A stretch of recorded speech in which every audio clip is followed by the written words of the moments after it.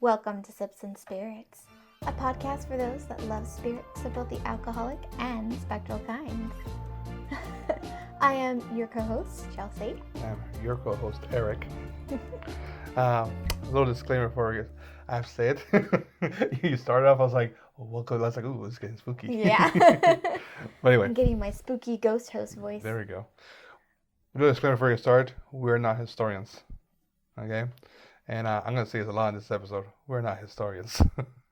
Any facts or stories are presented from various sources, and we make no claims that stories are true. We just found it to be interesting and spooky. Ooh. We are not mixologists. Cocktails and spirits are tasted for the first time during the episode recording, unless noted otherwise. And the spirit we're trying today is a new one for us. I forgot. How did we find it? When did we find it? We were a while ago. We found it in San Jose, right? I think not San Jose, but in that area. Remember that one we went to? We actually had a good chat with the one where we found the stockist there. Oh yeah, the one we found the citrus bitters? Uh-huh. Okay, still San Jose. Yeah, but it wasn't the one. It wasn't the one we went to today. We went to, but it was... They have two down there. How jealous is that? But I feel like it wasn't in San Jose. It's like the outskirts. It was like called a different location, like a different city. Yeah. Because that's how the Bay Area is. It's like all these different tri-cities made up together. But anyway, let's tell me a little about this while I pour us off. All right, so today we are calling upon a spirit from Sliabh Liag Distillers. We are using their Legendary Dark Silkie Irish whiskey to summon a dark silver strand to the table. Ooh. All right, so I've been very excited about this. The moment I saw it, I was like, Silkie, as in the Irish creature. And yes, it is, but we'll get into that in a second. I'm going to do two tastings. I'm going to do a sip first, and then I'm going to pound it. Cheers. Cheers. Slancha. Ooh. Creamy. There you go. There's the breathing. It takes a second for the burn here. One more time. Ready?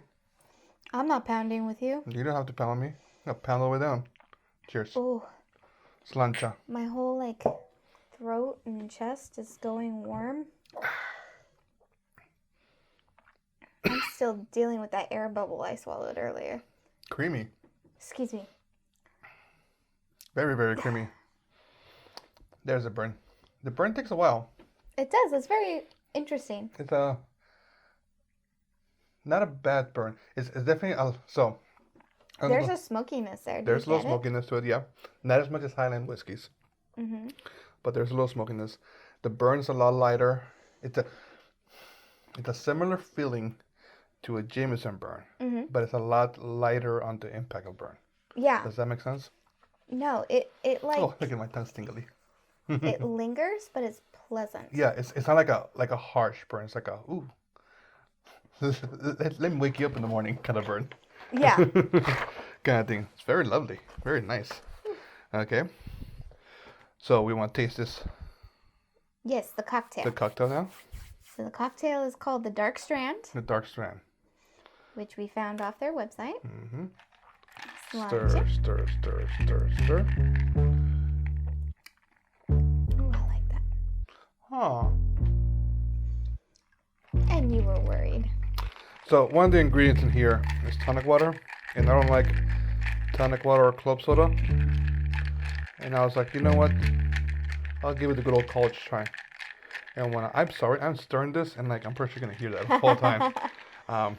So I was like, I'll give it a try how they want it, and if I don't like it, I'll try some of those later. But interesting. Not my favorite cocktails we've had so far. Not my favorite cocktail. But it's definitely something different. It needs something else, I feel. It needs a fruity... I think it needs... it has pineapple, but I feel like you need a fleshy. Yeah. Or I would love having a pineapple wedge in this. Well, this says to use a pineapple leaf to garnish it. Well, for garnish, yeah, but I'd like the actual fruit to be absorbing this. Mm-hmm. Or maybe we went too heavy on the tonic water. maybe. It was a lot. But they had tall glasses too in their cocktail thing. I don't know. Anyway, what can you tell me about the lovely Silkie? All right. So, tagline for this label is inspired by legend, and they encourage the use of this in a hashtag inspired by legend. And this is I don't know why I'm coming. like, I am legend. This is coming from the back of the bottle, so hopefully I don't steal a little bit of your thunder. But under soft moonlight, our mermaid comes ashore as a Silkie at the secluded Silver Strand on the Donegal coast. So the Silver Strand, for anyone who's curious, it's this part of the coastline where the water kind of bleeds in like a strand if you look at it on a map. Okay. Yeah, so that's why it's called the Dark Strand. Mm-hmm. Or it's the Dark Silver Strand is what the name of the cocktail is, and it's named for that area. Gently shedding her sail coat, she reveals her human form, a beautiful, dark-haired maiden with deep, soulful eyes. Dancing along the sand, reveling in the freedom she enjoys in both worlds. She is unaware of the young fisherman, captivated by her beauty. She turns, their eyes meet, and their love is set. Our Silkie makes her home with her fisherman, but the sea restlessly calls to her, drawing her back to the water. The call becomes so strong that she must leave her love and return to the ocean forever. So, to be honest, this is the first time I've heard of a Silkie being called a mermaid.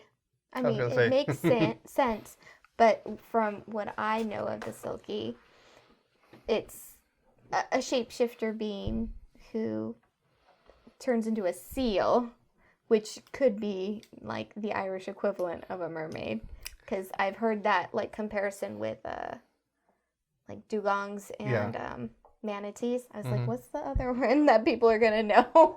Not the Pokemon. There's actually a creature named a dugong, in case anyone doesn't know that. Yeah. So mermaid was the first time, but it makes it, like, if you take it in that context, it makes sense. So yeah, a good summarization of what a Silkie is if you've never heard of that before. I'm about to get super nerdy because, again, I was very excited. I knew what a Silkie was. Yay. And I love getting a chance to look more into my Irish heritage. And we've done whiskeys on here before, but we have Scotland, which I do have some, but I feel like in my upbringing, there's been more of a focus on the Irish When aspect. you introduced yourself to me, you told me that you're the main things you are, because you're a mutt. As they come. I'm the muddiest mutt. But you the main things, and I feel like people like list up all like, oh, I'm this and this. Like, let's be realistic. Which one are you, and which one do you practice? Most directly, I would say Irish and Greek. Yeah, and so you told me you were Irish and Greek, and I was like, oh, I met an Irish and Greek person before, and I went to college with them. And you're like, oh, that's interesting, because I've never met anybody else who's Irish and Greek besides my family, kind of thing. So, like, I am Mexican by birthright and some practice, but I'm mostly American, I guess I would say, for the most part. Well, I always say I'm American. Yeah, kind of thing. But like, when people go like, oh, I'm Russian and this and that and blah blah blah and German, and it's like, you don't do any of those things. And like I get it, you do have that lineage, but like, how far back is your family do when they actually start practicing those things, kind of thing, Like, I'm not trying to take away from anybody, kind of thing, but if you're not really practicing that culture, can you call yourself that culture? I don't know. Just thoughts that I have, kind of thing. But yes, you're definitely Irish and Greek. Yes, and I love to get excited and learn more about my Irish culture. Ireland is definitely a bucket list place for me, but I fear I will be like the Silkie. If I go to Ireland, I won't be able to leave because I'll just be so in love. There's a handful of places that I feel that way, where it's like I want to go. I feel like I have a calling to go, but I feel like I'll leave a bit of myself behind if I have to leave, if it's not a one-way. But you never know until you actually go to a place. It's kind of like meeting your heroes, right? Mm-hmm. You never know until you actually meet them. Yeah. So I do get excited learning about very neat stuff. And the Silkie the Legendary Silkie whiskey label here is very interesting because their whole idea is to reclaim the lost taste of rich, smoky blended Irish whiskey. Okay. So I'm going a little out of order, sorry, because I realized I should put these. This is why you shouldn't make your notes in the car. So the inspiration for the Silkie brand comes from family ties, a love of the Donegal coast and its legends as a casting point for James and Moira Doherty, owners of Sliabh Liag, which means mountain of flagstones. Okay. So it's a very rocky, shoaly coastline. So it doesn't look like your standard, what you would think for a mountain. It's more like it looks like stones stacked on top, flat stones. I feel like a lot of like, but it's island type places. a lot of the island areas or the shore areas of like Ireland, Scotland are kind of like that. They're very stony, mountainy, stony. Which is when you come here to California, it's just regular beaches. Right. Like don't get me wrong. Well, we have beaches that go into mountains. Yeah. Yeah. I mean, I always think of that song, right? The Heads, California, Tails, Carolina. Yeah. Right, and there's this like down by the beach, up in the mountains. Yeah, it's like in California, there's quite a few places you can do that. I love funny thing about that song. I've never heard it before. Really? But there's a current country song that talks about a guy falling in love with a girl, and I felt it like falls in love when he started singing "It's Carolina, Tails, California," or whatever, and I was like, "Is this a real song?" And then I looked it up. I was like, "Oh." Somewhere greener, somewhere warmer, down by up in the mountains, down by the ocean, where it don't matter. Sorry, I'm derailing. All right. So, the distillery is called Sliabh Liag, meaning Mountain of Flagstones, and it is the first legal distilling company in Donegal in over 175 years. So. Wait, what? This distilling company, it's the first legal distilling company, so officially like branded and established and registered as a business in over 175 years. So it's over 175 years old. Okay. No, not the distilling company. It's the first one to be active in Donegal in 175 years. So they don't have... So that's why they were boasting that they're trying to reclaim the lost taste of rich, smoky blended Irish whiskey. Because it has been so long since they had distilling. An actual like distillery, an authentic distillery has been creating whiskey. In that location. Okay. I was like, cool, I was like, wait, like you said that, like I was like, that's Donegal specifically. Donegal specifically hasn't had any distilleries. Right. Since 175. Okay. So I think that it's a really cool thing to me. We have like now like 4 or 5 distilleries we gotta go visit when we go to the area in the world, Ireland and Scotland. So I think we should make a new tourist trip. We need like a month. Tourist trip, like travel all the distilleries and make sure our liver's concerned. Spirits cruise. Oh my goodness, how cool would that be? That'd be so fun. That'd be so fun. Bananas to plan out, but so fun. That'd be fun. All right, so checking I'm on track. So Dark Silkie is one of 4 selections available under the Legendary Silkie label. Others include just regular Legendary Silkie, Legendary Midnight Silkie, and the Legendary Silkie Cask series, which is brand new, and right now they only have the first of the series, so they plan on releasing more. Have we seen any other ones? We have not. We did not even realize we had the Dark Silkie at first when we were planning this episode. We weren't at home, but we were looking up information to start getting like our cocktail ingredients and stuff. Yeah, we're starting to shop and we were like, oh, we didn't realize there's 4 different Silkies. And we're like, well, we probably have the first one because the color, so this one has an actual like black label, and then the Midnight has like a dark blue, and then the regular Silkie has like a dark like teal blue. Kind of like that blue. I was like, this is a perfect I was gonna say like the blue behind you. Yeah. Or, the blue here. That's the color of the label right there. That's perfect. But And then the cats, I was like, for sure we don't have that one because it's like a rust orange color. So we just assumed we had the general one because we're like, they're not going to get fancy with what we can find out here in the States. I'm not sure which one is mine. That's fine. Okay. I've been drinking it. It's growing on me. Yeah. Yeah. I like it, actually. I wish it had a little citrus in it. I like a little tardiness would be good. I like this. Actually brings out the smokiness more. The tonic.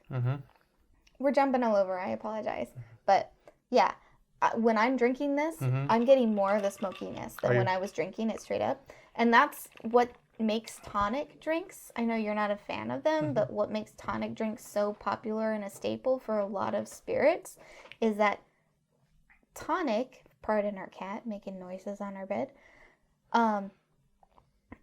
Brings out more of the flavors. Okay. So it isolates the flavor highlights in whatever spirit you're drinking. So it's supposed to help. So like I've been seeing a lot of like gin tasting videos. People actually try the gin with tonic first before trying the gin straight up, which is very interesting. It was just a little fun fact that I learned.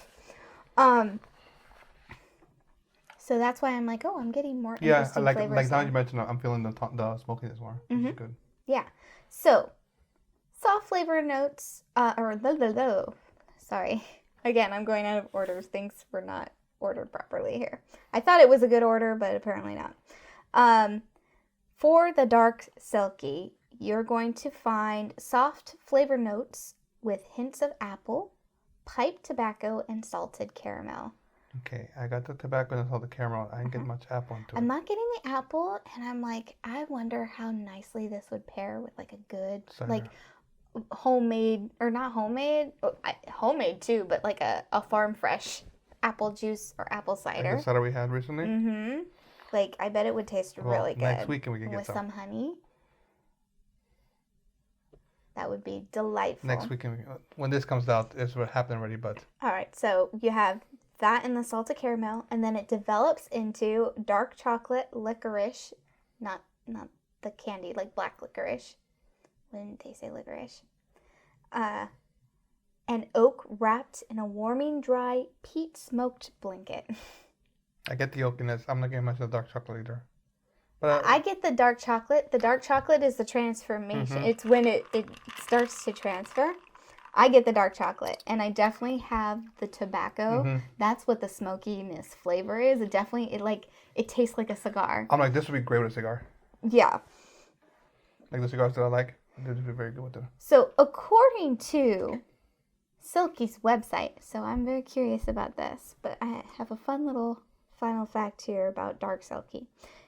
It is a limited release only available at the distillery and on their web shop. It's bottled at full cask strength, natural color, and no chill filter. This whiskey's full character shines through with a velvety, supple texture at 64.5% alcohol per volume. Whew. Yeah. And something very interesting found. That's what this is. The Dark Silkie. That's 46%. They measure it differently in the UK, remember? They use okay. So according to their website, so it's probably UK standards. So for US, it's 46%. Yes, I remember that from our first episode. Yeah, from the Three Howls. So the thing I found very interesting is they share their blend recipe for all their cask blends on their website as part of the thing. So if you're really into whiskeys and want to know like what's the percentage of what they're adding and when they add it, they like tell you, oh, it's 5 months in this virgin barrel and then we transfer it into this with this blend. I was like, oh, that's very interesting for people who are curious about that kind of process. So if you are like very into whiskey and the distilling process for that, a lot of interesting educational stuff up there. Like they were like, we're not gonna hide it. Yeah. Here it is. Like which I really appreciate that. How many people make the same food or same drink or same something and it tastes different for everybody else? Right. Kind of thing. Sometimes it just comes out different. Maybe the supplies you have, maybe the the maturity or like how fresh the ingredients are, kind of thing. It makes a difference. Yeah. So there were a lot of things. This company, as I'm reading and doing my research, I felt such an affinity for Eric. For it, I was telling Eric earlier. I was like, I'm having a Winchester moment because I'm just feeling such an affinity for these people and their mission and their idea behind it. So they have a couple other different kinds of spirits under the Sliabh Liag Distillery. Okay. Different brands. So one of them is the Dulamon, and it's an Irish gin. I feel like I've seen it.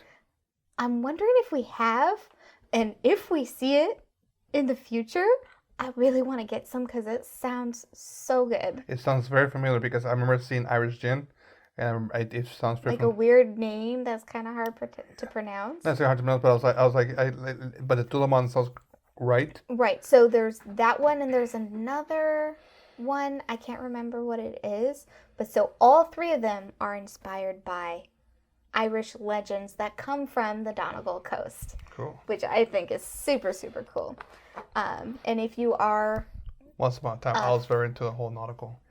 If you're a fan of Irish folklore or even just Irish music, you'll recognize the name Dulamon. It's actually the title of a very popular folk song. So you heard that earlier. I did hear that earlier. Probably for the first time. So that's about it for me. I think I jibber-jabbered enough. You jibber. Don't worry, I'm going to be I'm going to jibber your ear off. I was very, very excited, and because originally we were talking about using this for the Halloween episode, because we have some fun plans for Halloween. Yeah. Okay. Enough of your jibber-jabbers. Yeah, So, before I get to this Would You Rather, yeah, I feel like I've asked this question before, but I'm going to ask it a different way. Okay? So, I don't feel it's more of a scary Would You Rather, but it's an interesting thought on it. Would you rather?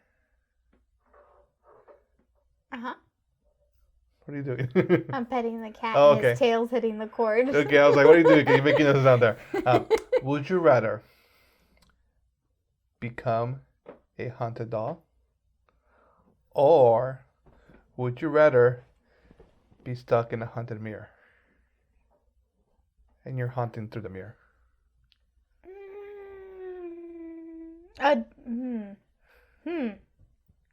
don't think you've asked any variation of this. I've asked before, would you rather have a haunted doll or a haunted mirror? I think I've asked that before. Or like encounter one. Oh yeah, which would you rather encounter, like an entity? So now let's... would I rather be... Yeah, would you rather be a haunted doll or a haunted mirror? I'm going to go daring. I'm going to be a mirror. Gonna be a mirror? Yeah. Okay. Because no one says an entity has... A mirror haunting entity is... Stuck to just one mirror. So, and I think that's what's so terrifying and frightening about them. Following up the idea. Yeah. Does that mean that you're the only person haunting that mirror? What, do you have to, like, get in line or fight for it? Fight for it, gotta fight for your right to hunt. What is it? What was that, like, we saw on Shudder? It was, like, Sadako versus, like, the girl from The Ring versus the girl from The Grudge. Oh, yes. I really wanted to see that. That sounds fun. Sounds fun, but is it, like, that kind of situation? I don't know. I don't know what the rules are. I don't know if the mirror's like an apartment that you rent out. Or is it like a little booth each guy got a turn to do? I feel Beetlejuice vibes here for some reason. Like, you have to haunt the house for 100 years. When I first thought about this, I was like, a haunted doll would be fun because a lot of people are scared of haunted dolls. And I was like, ooh, I can scare people. But haunted mirrors, there's something so creepy about it, kind of thing. And there really isn't like a set thing. Except for if you're going to visit Midge Munster, you can't. You can't. She's sealed all her mirrors. She's sealed all her mirrors. She still hasn't shared that with us. So, how to seal the mirrors. We need to know. If you go to Midge Munster's place. Or if you want to haunt Midge Munster, don't pick a mirror because... So here's a question. I don't know why this is random. I'm sorry, Midge. I'm putting you on the spot. Midge, I have a question for you. You said you sealed the mirrors in your house, Does that count the mirrors like in your car too? Like, did you seal those? Oh, dang. Do you seal your That's a good question. do your compact mirrors too that you travel with? Kind of thing. Oh, you're gonna freak everybody out thinking about it now. I was like, how far do you go on this whole sealing thing, kind of thing? You know, it's like, how far do you go, kind of thing, aspect. But anyway, I'm agree with you. I'm doing with the mirror, mostly because the idea of mirrors to me are like a gateway kind of thing. So it's not just me. Like if I'm a dog, in some attic, I'm gonna be bored. Yeah. Well, we've heard like of stories where, you know, there is a particular cursed mirror, right? But in a lot of, let's just say pop culture representation of entities haunting mirrors, they're not restricted to one mirror. Yeah. I mean, like the episode of Supernatural, I think kept bouncing between the mirrors. Bloody Mary? Yeah. Don't say too many times. Once is okay. But yeah, so. Now, speaking of mirrors and Miss BM, is there like, does it like expire the number of times you say it? Like, oh, once you hit sunrise, it's okay to start over again? Or does she just keep track, like, every time you say it? That'd be a cool movie. But it does have to be said in front of a mirror. So if it's not in front of a mirror, you should also be okay. dark. But still a question. And also, to ask. Because in Supernatural, people were having it happen to them without even. Yeah, in some examples of the thing, you know, listen to Ghouls Night In, guys. Great podcast. They just had their recent 50th episode. Yeah, they just celebrated 50 when you guys listen to this, it's been like a few weeks since it happened, but they talked about. We really are right on par with them because this is episode 25. There we go. So we're halfway there. Yeah. Kind of thing. What was I gonna say? They were saying that there's different versions of how you say it. You know, it depends on, I guess, where you're from. Right. Yeah. Oh, that party game episode was super fun. And whatnot. But anyway, I thought it was an interesting twist to like Would You Rather. And like, you know, you how the spooky thing, like, oh, which would you rather like be part of, like, you know, experience, but like, what if you're doing the haunting? What if you're the one doing the haunting? How badly do you want to mess people up? So yeah, I'll choose the mirrors because, like I said, I can maybe be like, you know, a mirror monster and just jump into mirrors kind of thing versus just being a doll and like stuck in a cage or something. Everybody else. Okay, so Silkie. I'm going to start with asking the question, mermaids. Are they cute, nice, playful, or are they dangerous? Okay? Disney paints one picture, but what about the sources they use? Mermaid mythology categorizes them as sea monsters, in some cases worthy of horror films, with many tricks up their sleeves, channeling a storm, luring ships onto rocks, drive you mad with their singing. Yes. Oh, go ahead, keep going. Okay. For those of you who don't know, The Little Mermaid is actually not that nice of a story. It has a little sinister morality made by the Danish author Hans Christian Andersen in the late 19th century. We have a mermaid princess who falls in love with her handsome prince. Me. Prince Eric. I was like, if you guys didn't get it. In case you guys didn't get it. But when she can't win him over, she dies. Well, not die, but becomes muted and alone. She turns into sea foam. Okay? Then her sisters sell their hair to the sea witch Ursula, which I thought she married the prince.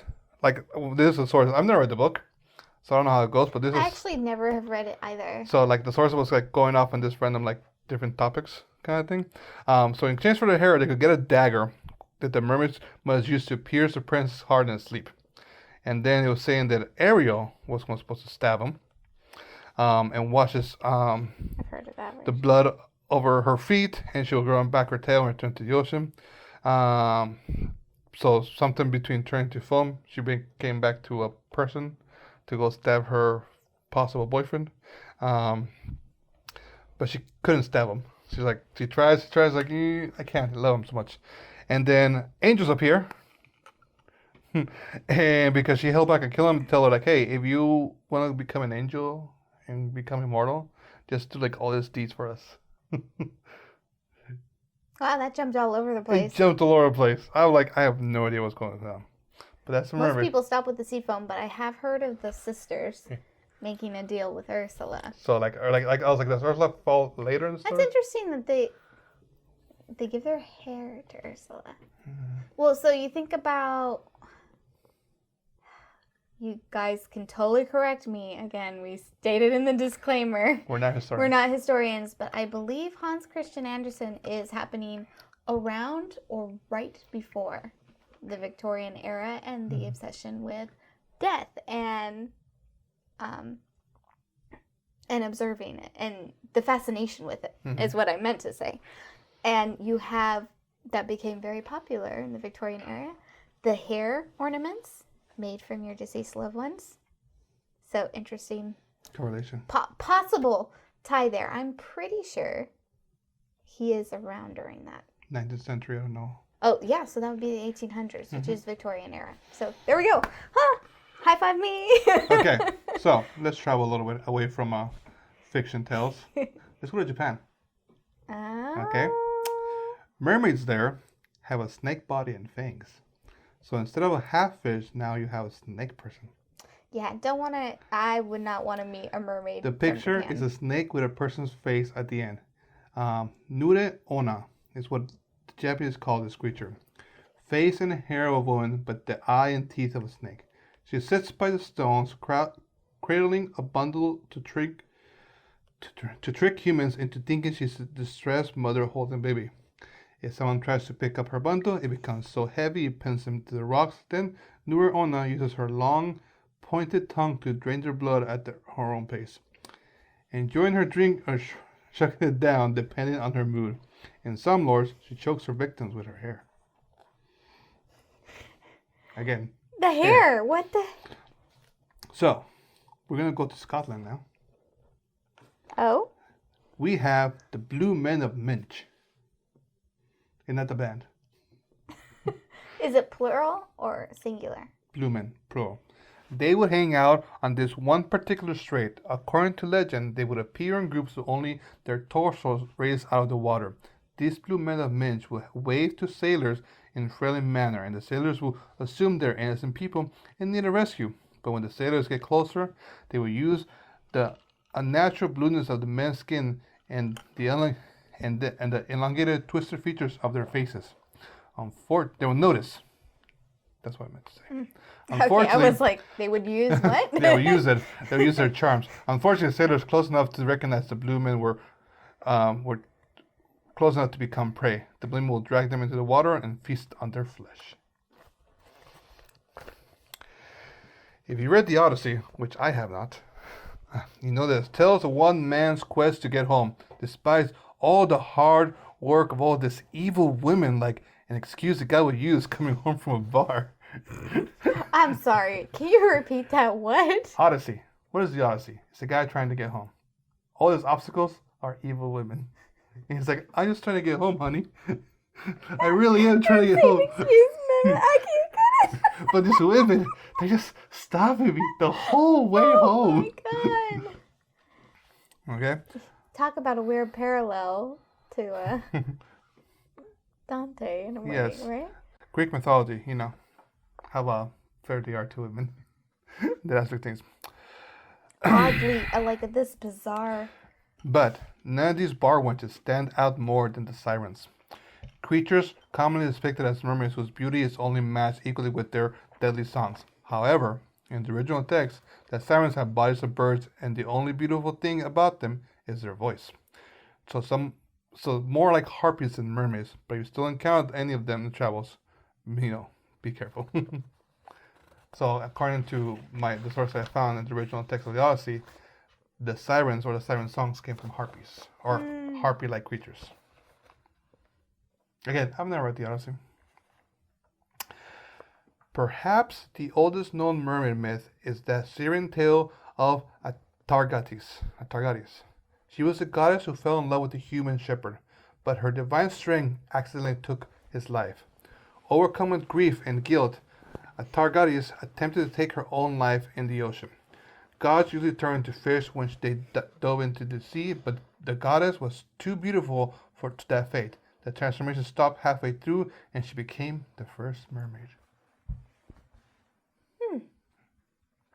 And this is from where? Syrian. Okay. Syria. In Russian folklore, Rusalki or the spirits of women who took their own lives or were submerged in water onto passing due to unwanted pregnancies. Their souls lived on forever in the form of vengeful mermaids who punished men and children for their fate. If you met a Rusalka, that's what I saw. No, Rusalka. Rusalki, spelled it different ways. She will lure you in with her beauty and make you feel safe with her soothing voice. Once you are in her grasp, she will hold you underwater until you passed.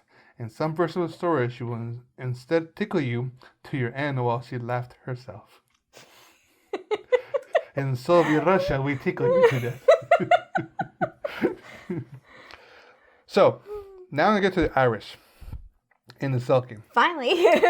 I feel so dumb.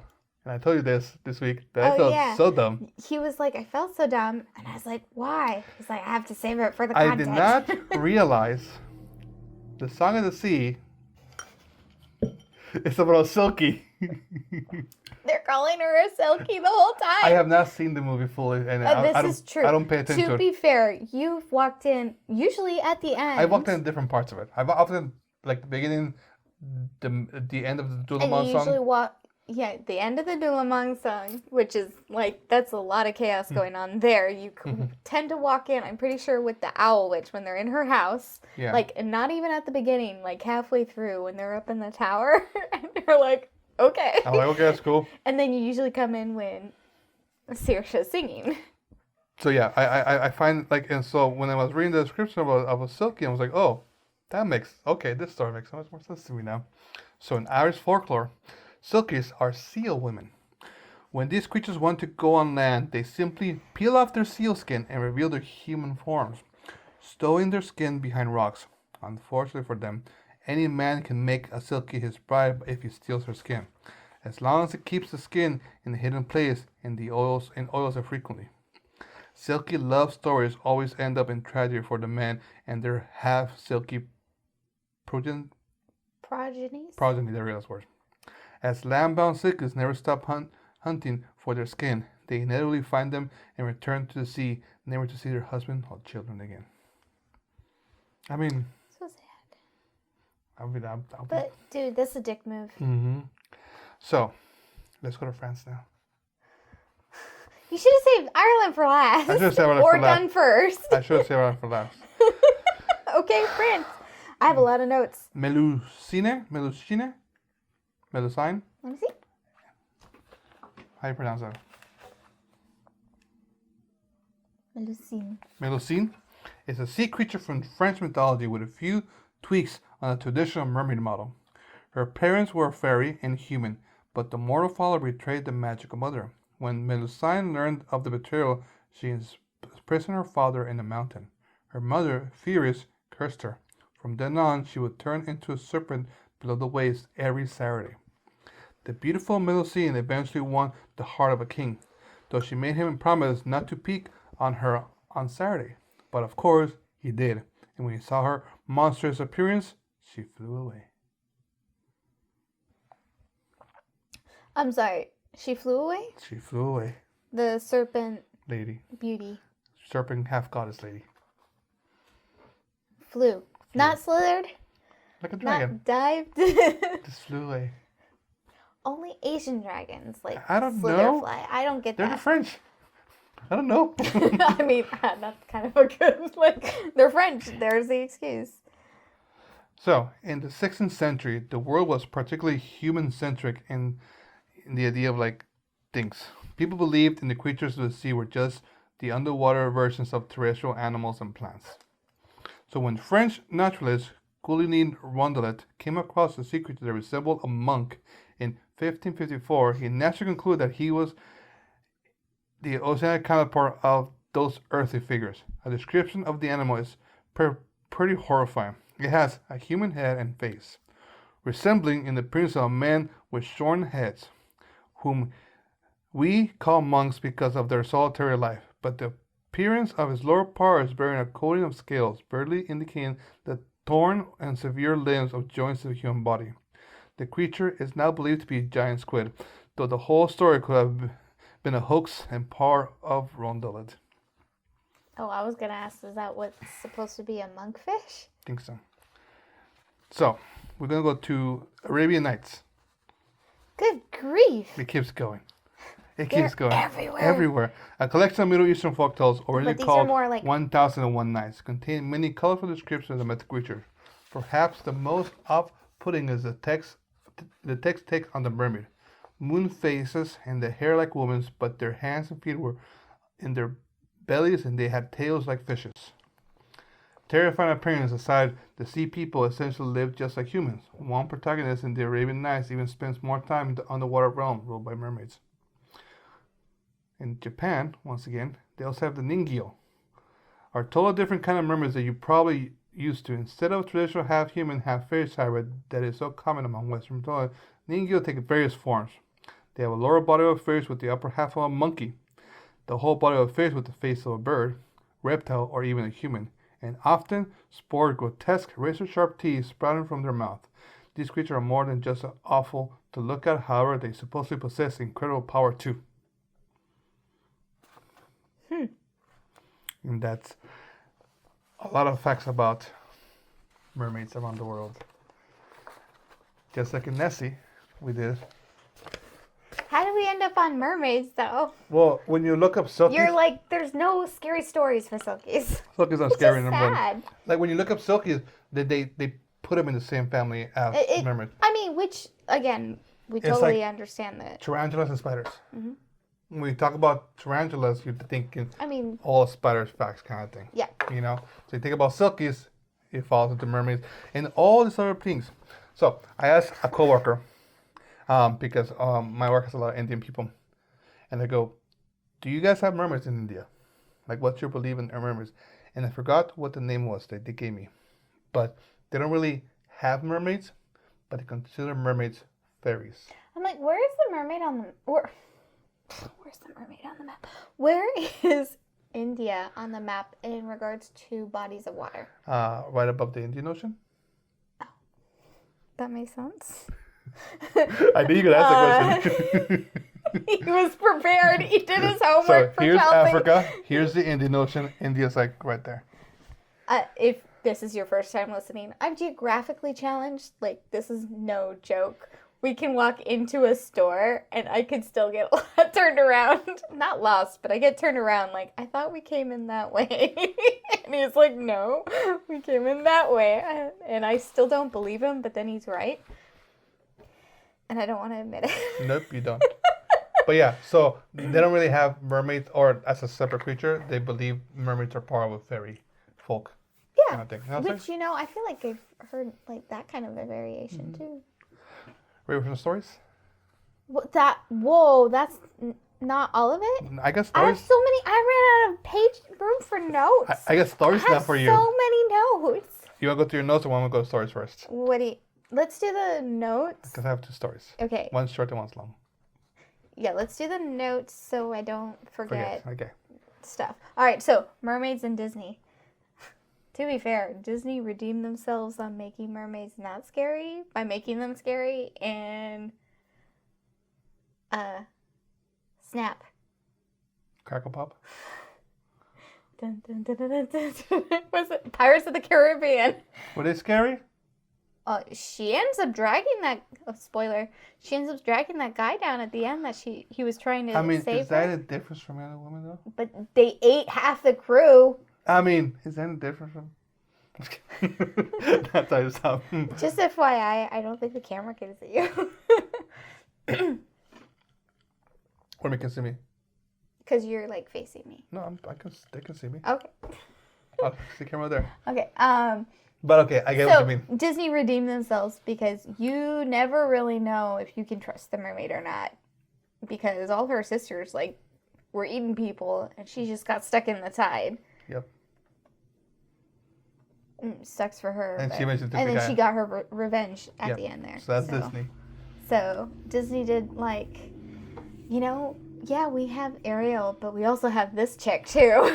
So watch out. I actually really liked that movie. Ariel's collecting like inanimate objects, other mermaids are collecting dudes. Look at these things. You think my collection's complete? I did not do it. Come, let's go. I like it. All right. So then we had the Nudeona.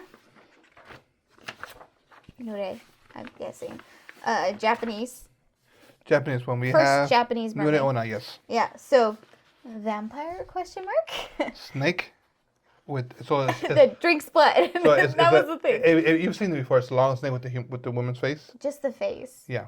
But so I think the Japanese mermaid I'm more familiar with is the Nino. Mm-hmm. And I was first introduced to it in Vampire Princess Miyu. Nerd.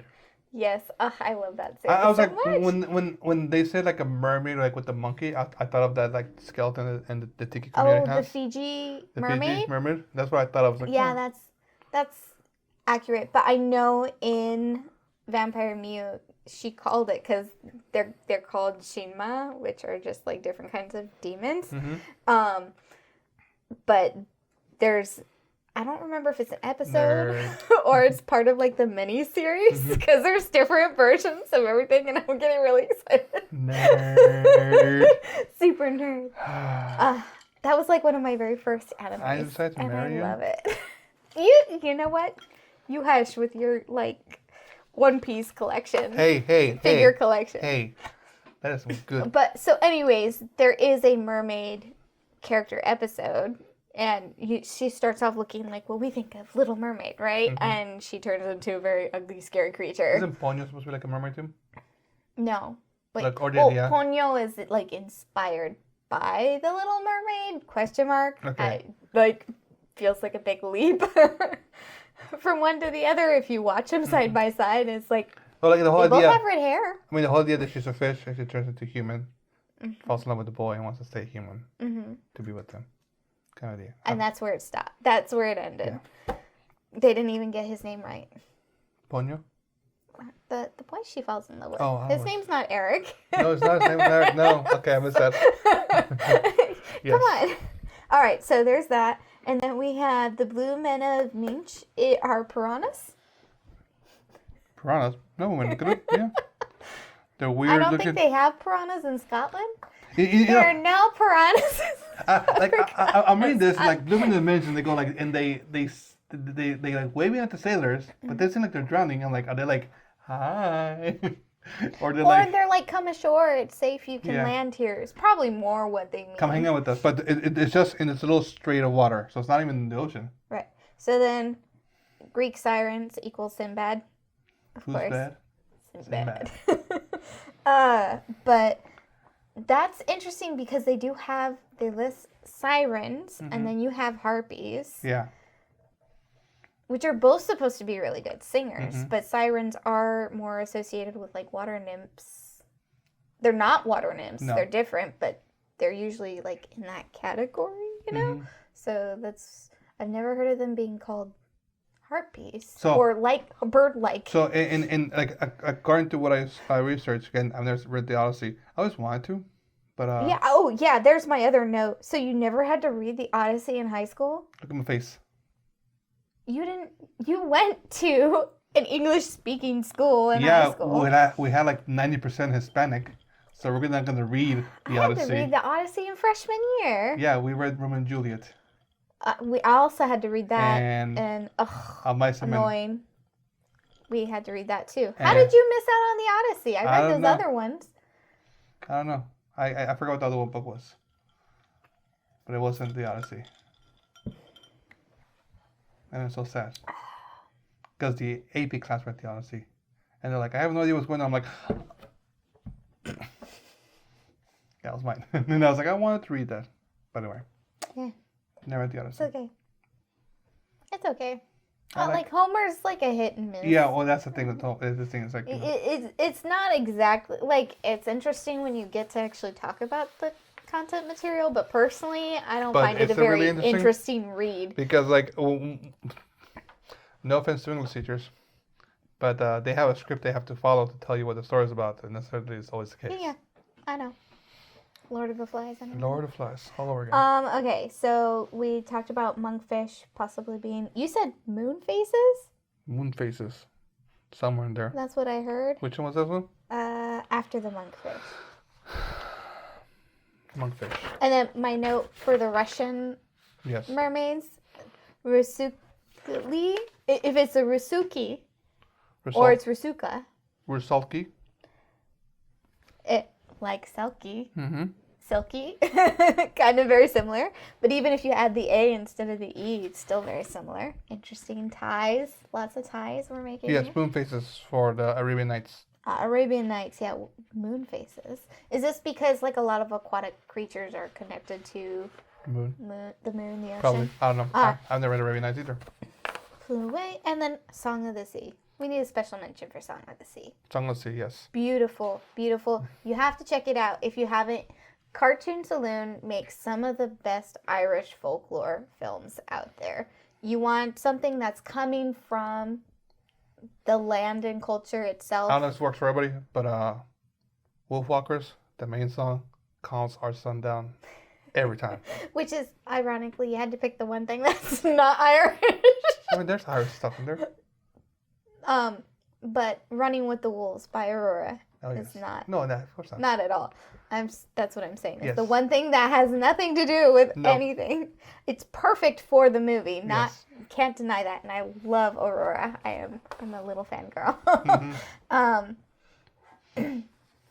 But yeah, so anything by Cartoon Saloon. You have The Secret of Kells, Song of the Sea, Wolfwalkers. These are all specifically their Irish folklore movies, but they have a bunch of other ones too that deal in other cultures. Very beautiful hand-drawn animations, and they do their homework, they do their research. They have a deep bond for their country and their culture, and it's beautiful. Like Secret of Kells was the very first one of their films that I ever saw, and it still makes me cry. And it's about the Book of Kells and the person who supposedly did the art for it.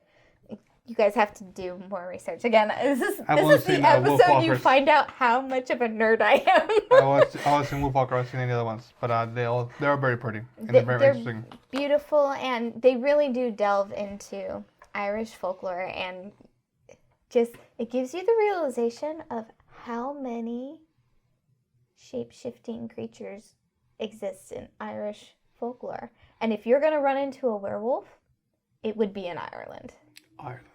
Or Dark Forest. Oh, yes. In Germany. Maybe you're the Dark Forest. But my money would be on Ireland, Probably. considering how many transformative, shape-shifting tales there are of not just creatures that change shape, but creatures that change shape into man or humankind. Yes? All right. So, go ahead. You have 2 stories? I have 2 stories. Before I do that, apparently, I have one more fact about Nino from Japan. Oh, man. If you eat their flesh, he can live forever, or at least 800 years. At least 800 years. Mm-hmm. Forever versus 800 doesn't. I mean, 800 is a long time. It is a long time. Wait. Story. It's just funny. Oh, that's, it's like so, one like, or the other. This person, ate it, and she was like barely aging, and she lived for many years, went into the world. And when she returned home, she passed at the age of 800, but it says. So, the story goes that a young man fell deeply in love with a beautiful mermaid during his travels out at sea. When he returned, his wife here and on Nantucket learned of his affair, and she became deeply jealous. Learning that the mermaid had followed him back as far as Nantucket harbor, she had the local blacksmith forged a slender harpoon so that she might murder her rival. One moonlight night, she made her way to the docks and pierced the mermaid's heart clean through with the harpoon, killing her. Of course, it was all nonsense, laughed the museum worker. The women hurried her outside into the bright sunshine, shaking harder than ever, because all her life she had had a recurring memory of a dream. She always assumed it had been some old memory from the womb, that for a vivid memory had always been in her for as long as she lived, of swimming back and forth through cold, dark waters, with a piercing, excruciating pain in her chest. Yeah, that was a weird one. Right, there it is. Now for a meaty story. You're not going to be happy with this one. What do you mean I'm not going to be happy with this one? I grabbed the rest of my gear and threw everything in the truck. In the passenger seat as was my wife. Every year in the summer we visit tourist attractions, and this year we decided to explore a popular cave near the East Coast. The cave is notorious for making its explorers lose their path inside. So we put off making a trip there until we heard that there was more safety inside. The website we used told us that there were light poles set up in the ceiling branching out into the pass. If we get lost, we could use them to get back. I put my keys and start the engine. Now the cave, Bianca and I put on our caving gear and walked down the path to the cave. The entrance seemed massive here on this base of the mountain. You would expect a giant to be sleeping inside, yet we make our way in anyway. Just as the website said, light bulbs on the ceilings branched out into 3 different paths. We both decided to go down the third path, as it was the least used path in the cave. At least an hour in, we encountered the first obstacle. In order to move forward, we need to squeeze ourselves into a crevice. What are you getting for? She doesn't want to go into the cave. She didn't want to go in. I thought she didn't want to go in they go- until it was more well Saved. Both of them. traveled. Yes. But then they choose the least traveled path. Adventure. In order to move, we need to squeeze ourselves into a crevice. I drop my gear behind me and slide in relatively easy. My wife hands me my bag and hers, preparing to enter. As she was in the middle of the service, a rumble consumed the cave. The ground underneath us cracked and broke apart. My wife dropped into a dark abyss that had formed. I screamed down, "Bianca! Jesus, Bianca!" No response. I grabbed my gear and set up a rope to climb down into the abyss, making sure to grab the small flashlight we packed. I threw the rope down and began to move down. It was lucky that the rope was long enough as it was, because the trip down took a few minutes while sliding down using gloves. There was a shallow lake underneath my feet. The water level almost touched my hips. "Bianca, where are you? This isn't funny." I shined the light around the cave, but the light could barely do anything here. It was like there was no walls to the cave, as if the only thing was the water and the ground underneath. My light could barely pierce into the black void. Behind me, a loud splash of water. I spun around and unsure of its immediate direction. "Bianca, do that again. I'm coming." Another loud splash. I ran in the direction of the splash and continued. It seemed like the splash were getting farther. Then I tripped on something. I get up and flashed the light to the water. The body of my wife floated under the surface of the water. I left her up, seeing that she was missing her eye and throat. Vomit pours out of my stomach and into the water. Another splash, this time behind me, and another splash ahead of me. I shine a light around me in the void. More and more splashing. The splashes are getting closer and louder. Something pulls my wife's corpse further away, right out of my freezing hands. As I chased after the creatures, the splash stopped. I could only hear my wife being dragged away ahead of me. It stopped just ahead of me in the darkness. I had to come back to the rope somehow, but the splashing started again, just a small distance to the darkness. I moved forward, and this time the noise didn't move further away. I could hear it crunching and chewing noises. Shine my light ahead and me to a massive rock coming out of the water. My wife's corpse being eaten by many of the horrid creatures. They seemed human, but their bottoms half, it resembled a fishtail. You could say they were mermaids. They would easily traumatize any child. They had glowing yellow eyes, gills and fins all over their bodies. Their skin was pale and dark, and they had large, sharp teeth jutting out of their mouth. Another smaller pair of arms under their first pair. And each and every one of the creatures that were eating my wife saw me, but they didn't care. Maybe I even saw one smile at me. I charged forward, yelling at the top of my lungs. The creature looked at me, quickly spinning and hitting me with their tail. It knocked the breathing out of my lungs, and it knocked me into the water. More creatures were below me, dozens of them. I struggled to get out of their grasp, and they dragged me deeper into the water. More and more of them swarmed on their newfound toy, bringing him deeper and deeper into the abyss. The water became impossible deep and vast. It had no bottom, and out of the vast darkness, a massive arm comes out, pulling the man further, squeezing him in his palm, feeding the creature with his blood and his breath, turning the clear water red. As his body entered the overwhelming darkness, so does his flashlight still operating. For a moment, it flashes, revealing a massive humanoid head at the bottom. It opens wide, eating away at the man and his light, returning the abyss into darkness. Doo-doo-doo. See what little cave exploring? No.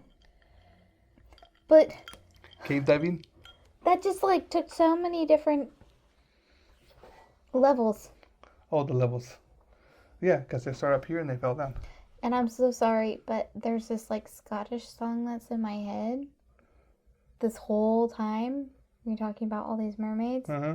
And it's like this guy talking about his girlfriend who's a mermaid, you know, so her upper part's so beautiful and everything, but he's like, I could do without the tail. And then eventually he meets her sister, and the upper part is a fish and the bottom's a girl. And he's like, this is awesome. Best wife ever.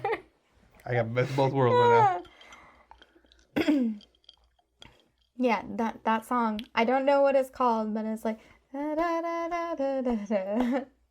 think I've heard it before. I played it for you. Like I could not stand the other part, or I love that girl with all my heart, but I couldn't love the tail. Something like that. I'm a little annoyed in my searches because I was trying to find more sea shanty stories of mermaids. I wanted to see, and I couldn't find any. I kept doing like sailor stories and this and that, and nothing would come up. It just kept giving me like little like summaries, like the descriptions of them, and that sounds like. So I went to Reddit, and that's where I found this. Well, stuff. it's hard to find, I think, modern tale. I didn't care like Martin, like I can like. No, but I'm just saying like, and then I think Hans Christian did put a big influence on what the idea of a mermaid was, because before that, yeah, definitely more frightening, but in The Little Mermaid, you almost sympathize more with her than... Depends. Would you look at that? But yeah. So cave diving. No. If you were trying to convince me, that was the wrong way to go about it. When I found the story, I was like, oh, she's gonna hate it. So. No, I didn't like how it was his perspective, and then suddenly it changed to just narrator. I don't like that either. It takes you out of the moment a little. I was planning to change that earlier, but I was like, oh, I think I tend to like change. But then he can't keep narrating if he's being squashed and then eaten. So giant, yeah. Maybe he had an out-of-body experience. But the giant hand and head made me think of Cabin in the Woods. Okay. So, that cave kind of diving. Experience. I haven't, the descent I haven't seen yet. Oh, you're in for a treat. But if you go cave diving, you can now either A, experience mermaids. Yeah. Or B, experience sharks. If there's like large bodies of water present, yeah. Remember that movie we saw? Yes, I know. They went into an underwater cave, so then the sharks. I like that one better. That one's 47 meters deep, isn't it? Is it? I think so. With Stallone's daughter, it's the second one. Uncaged. But yeah. That one was way better than the first one. First one was interesting. In a sense, like the whole diving. It was okay. The shark wasn't believable to me. Whereas like the cave shark, yeah, I'd believe that. Yeah. Yeah, because it could like survive off the fish and still, because there were multiple ones, weren't there? I'm getting goosebumps thinking about it. It was kind of freaky looking. I didn't like it. It did look prehistoric. So if you have enough sharks living in that cave to spawn, and sharks don't care, there's not like a thing of incest or anything. They'll keep breeding. Most animals don't care. And also eat the offspring. So why the numbers would not expand but could keep existing, it felt more believable than this just rogue shark blindly going after these two people that didn't have any injuries initially. They were just stuck in the cage. If you know shark behavior, they don't do that. It's a movie. I'm very sensitive about how you depict sharks. Yeah, you watch Jaws every year. Yeah, well, because it's a make-believe shark. It's not a real shark. And they present a lot of actual shark facts in it. But it's still make-believe. It's still make-believe, like the one in the... I don't know. It's fine to me. They're both make-believe sharks. I know, but the one in the 47 meters deep is so... We're deviating again. Has nothing to do with this. Sorry. Here's to bow-legged women. Anyway, It's a good movie. You can't touch Jaws. It took me forever to watch it as a big avid shark person, and also very frustrated at the shark massacres that happened because of this movie. Essentially, that scene where all the people are out in their boats throwing dynamite in the water, that's what happened after this movie, because people were like, we have to avoid a situation like Jaws happening. Don't compare it to Mayor Jaws. But, so, and who is the person that created Jaws? Spielberg. There we go. He does, like, regret that it made such a negative impact in the shark population and whatnot. But the film on its own, if you look at it, it's just a film. Mm-hmm. It is a cinematic masterpiece. I can't deny it. It's got very interesting pacing, good acting. Definitely an enjoyable film to watch, or at least put in the background anyway. Yeah. So, back to Silkie. Back to the Silkie. We mentioned this before, over and over and over again. We find, even though they're not the same, like in Japan, they're not the same as they are what we traditionally think of a mermaid. Mm-hmm. The Silkie is not the same as an actual mermaid, or not an actual, but what we think of a mermaid, kind of thing, But when you mention the word mermaid, they all have an image of what comes up to their head, kind of thing. Typically a beautiful woman. And is that whole idea of it being a transformative creature who can walk on land on occasion.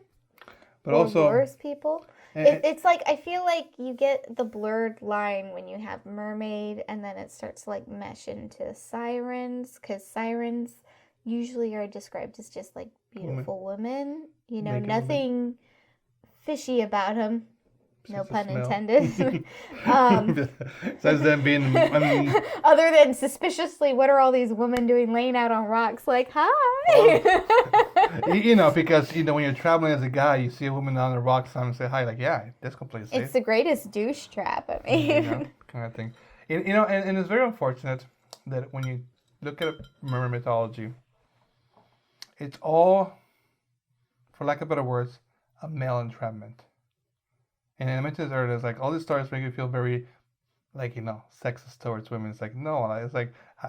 I find it empowering. When you read it, when you read it as like sailors, they did. Well, but you do let's take the Silkie, right? Mm-hmm. You're very kind of annoyed at whatever fisherman, at least like with the Silkie brand, they make it more romantic. Yeah. The Silkie and the fisherman fall in love with each other. But the call to the sea is just too strong. And it happens in the Song in the Sea, too. In most stories, they they use it as a way to, like, trap them and keep them around. Right. Kind of thing. And that is the version I've heard for most Silkie kind of thing, stories. So it's like, it's like, oh, we're going to control you with this thing, Oh, mermaids, like, if you see a mermaid in the sea, don't talk to them, don't listen to them, don't look at them, because they'll pull you down into the water, kind of thing. And it's like... Well, I've even heard, like, if you, like, get a lock of hair or, like, a scale from her tail, she can't return to the sea, like, something like that. Mm-hmm. I've heard stories, like, of that. Kind of thing. So, it is kind of, a little suspicious. If you had an option to be any of these lovely creatures we spoke about today, mermaids, silkies, sirens, what would you choose? Oh, the Silkie. Silkie? Yeah.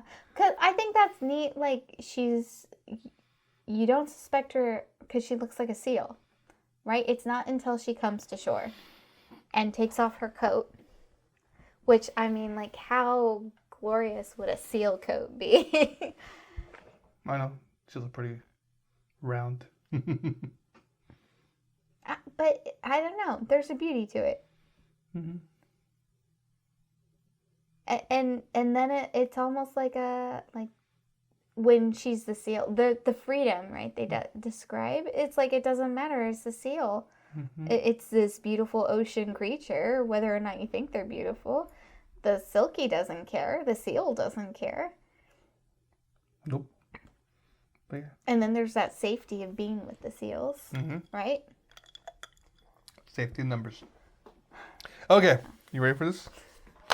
We're after our rambling on and on and on. I know. I'm afraid to look at how long this is. So, thanks for sipping along with us. We want to keep the spirits flowing, even though we kept this water show flowing. So These please be sure. episodes are getting longer and longer. Well, there's lots to talk about. Yeah. You know, we get excited in the conversations. Yes, I was very much looking forward to this episode. So, be sure to show your support by reviewing, subscribing to our podcast. If you enjoy the show, if you enjoy our ramble on, talk about things that we don't really know about because we're not historians. This is just stuff that we have from memory or that we've heard hearsay kind of We're thing. just big nerds. You know, like even then, like I wouldn't say ignorance, just stuff that we might have picked up and be like, okay, we're nerds in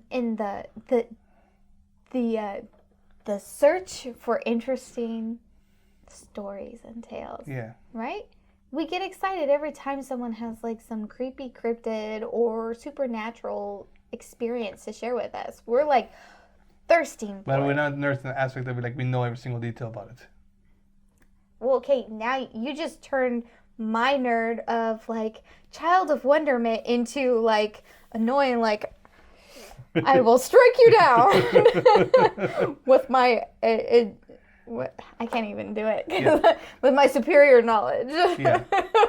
So we do get excited with the cryptid stuff kind of thing, you know, and aspect of things, and you know, and we have some experience with some of these things, you know, just things that we grew up, you know, here and there, what we saw in media, what we Sorry, you just said experience. We have experience with some of these things, and my body made the biggest involuntary jerk of like, oh God, unwanted experience.